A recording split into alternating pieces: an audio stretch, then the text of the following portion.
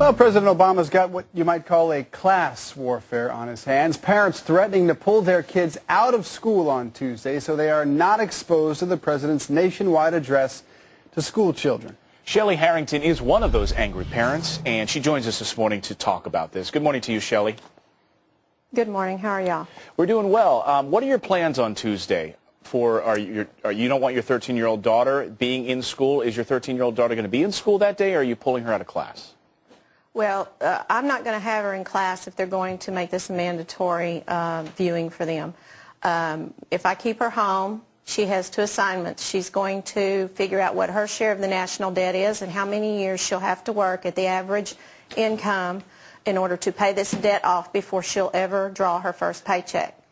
Then, after that reality hits her, then she is going to write letters to all of her representatives explaining to them how she feels about that number. Shelley, that's a doozy. You're a tough teacher.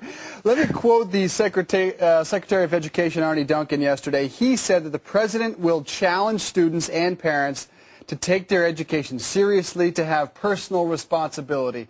Is there some part of that that you object to? I don't object to any of that. You don't object to any of that, but you don't want her listening to that speech? Because we also understand the president is going to tell children to work hard and stay in school, as also what Dave said. You have a problem with that part of it? No. What I have a problem with is I don't trust this administration. They have bulldozed their policies down my throat, and it is my job to provide my daughter with the basics for morals and standards and values and political and religious views. It is not the government's place. Now, initially, the wording caught a lot of people off guard because the initial wording said that the president wanted students to write about how they can help the president. Is that what first kind of set you off, and parents like you, that you're supposed to help the president achieve his goals? Yeah, because I'm afraid he's going to try to push what so many Americans do not agree with onto the children so that the children will start influencing the parents instead of the parents influencing the children.